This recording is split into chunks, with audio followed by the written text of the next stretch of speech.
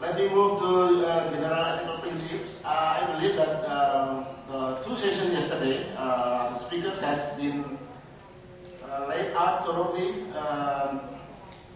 yesterday session. To add a little bit more, Indonesia is maybe a little bit trying to explore more on some aspects. You know, Indonesia is a mix of around 300 ethnicities. We have a sense of nationhood, but we have also strong regional identities. We have 300 languages, 300 ethnics and sub-ethnics, and also Indonesia is a secular country, but we have Islam, Muslim as majority. Up to 90% Indonesian is Muslim, and some of these this variety of Muslim is also, we have some fanatics and radicals Muslim that's really overly sensitive against the media attitude. So consequently, advertisers are encouraged to always bear in mind the diversity of the Indonesian audience, to produce content that is in good taste and does not affect the sensitivities of the various Indonesian communities.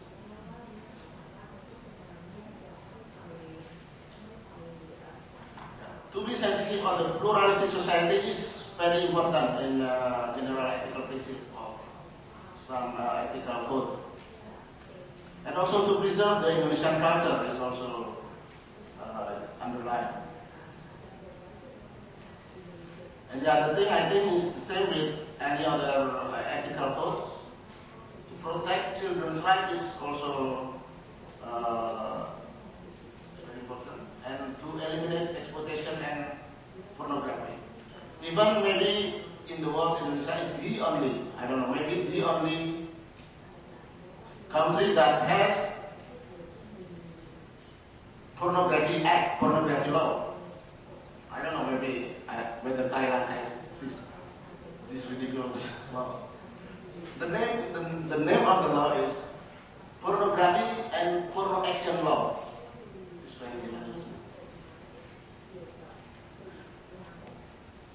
So out of the general principle that I mentioned before, there is restriction.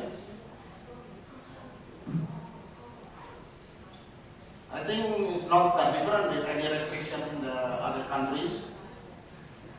In the news, of course, news should not lie, should not slander, should not exploit sadism, obscene, discriminatory, degrading. And also now it still become problems. Many newspapers, many magazines, and many TV, radio still violate, mentioning identity victims of sexual crimes, including children. So in Indonesia, the media still consider not violent ethic if put the name of the sexual crimes and victims of sexual crimes and also children. I think many complaints lodged to the press council, also to the broadcasting commission about this issue, mentioning identity of sexual crimes victims. So it's not really the same, but code of ethics for news and art is not that different.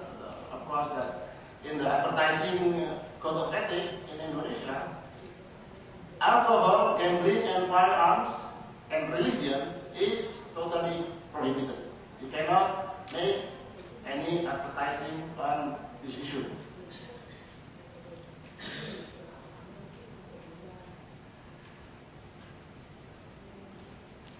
The other issue that is not totally prohibited, but there's a big cautious, is related to baby foods.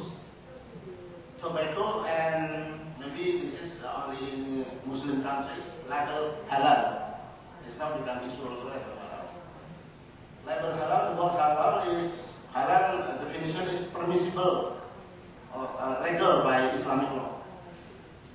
You know, many food industry in Indonesia put this label halal because they want to attract as many consumers as possible.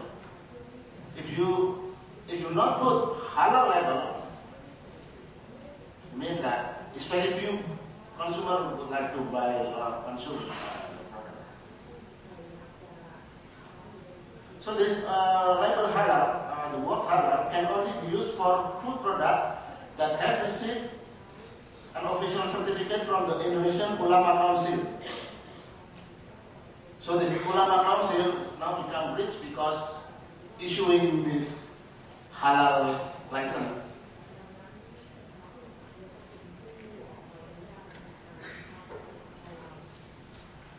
Of course, there are many ethic violations in Indonesia, thousands every years. But let me only give examples of one case each on every field in print media, in broadcasting media, and advertising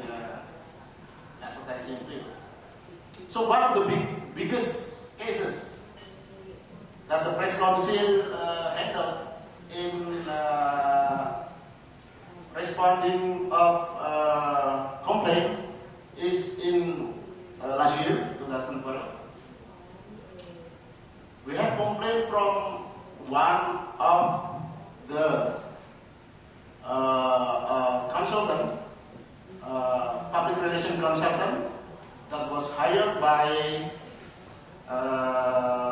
Indonesian Stock Exchange to handle of the public offering, IPO, the initial public offering of Indonesian steels.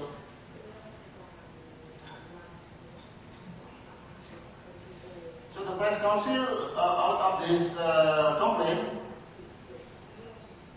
decided that 3 journalists from biggest media, even one of the journalists from the biggest media, the most influential media, Kompas, considered has violated the code of ethics, guilty of using their position to obtain shares of state-owned steel, Krakatau Steel, state-owned steel firm during its initial public offering. This is a landmark decision because for the first time Indonesian Press Council decided on this issue. I know among the European and American country, this violation of using the position to obtain share is really regulated. But in Indonesia, I believe maybe in other Southeast Asia countries it's not a really issue yet.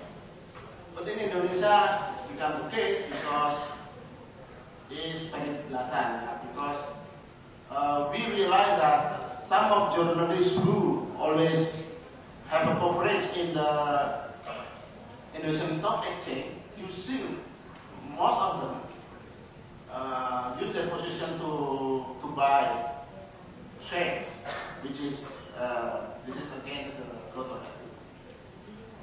And also the result of the investigation that conducted by the press council is that the 3 journalists found guilty, and then the press council give it to their respective media companies to handle the case after we recommended that the press council recommended that they violate the ethics. So the good thing is that maybe this is this is maybe the first case that journalists is fired because of violating the ethics. But they are fired by their own media companies, not by Indonesian Press Council. The Press Council only issued adjudication that the 3 journalists was violated the code of ethics.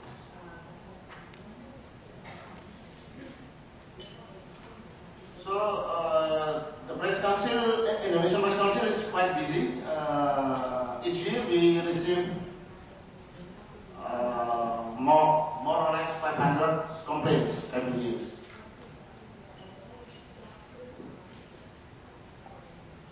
for the advertising field, I think yesterday there were many instances, many examples of what kind of advertising that violate ethics. But this is for Indonesian case. To tell you the truth, advertising is not really, to my knowledge, is not really create a big headache in Indonesia. This is some current cases that some advertising that has been considered violate code ethics. I think this picture is very interesting. This is a soft drink, that miracle soft drink that makes you relax and fun even when you are about to be hanged.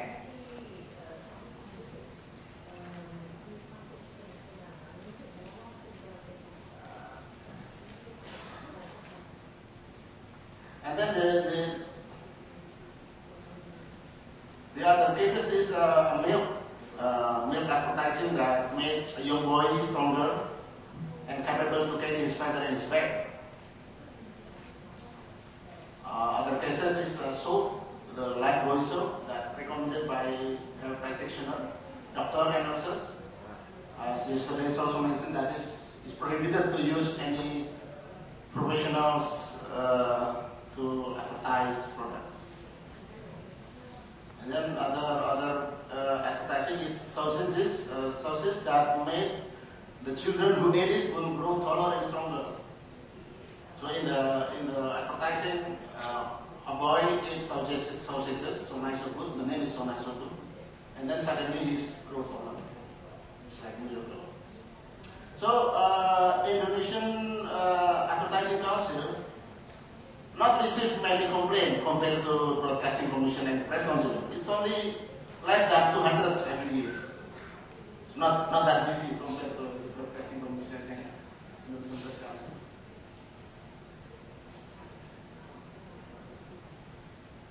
For TV program that are ethical, I just want to show you one instances. It's very problematic and create brouhaha, create polemics months after the banning of the show. So in 2008, a talk show, we call it now a chatting show, because it's not really talk. It's like people chatting in front of television and try to be funny. And it's not really important, but you know. This cat show Empat Mata or Four Eyes is really very popular. The host is a comedian. It's not good-looking comedian, but it's very popular because why he's likable, because he's like to humiliate himself in front of television, so that people love him because he like to humiliate himself. So in 2008, the Indonesian Broadcasting Commission banned this Empat Mata talk show, chat show. But this is the big problem is that, of course, the TV station, the Trans 7 TV station, obey the rule, obey the decision. But in a month, they change the program. They create the same program, the same person that handled this program, the host and everything. The format of the program is the same. What they did is only change the name of the talk show program from Four Eyes become Not Four Eyes. This is like a Russian jokes.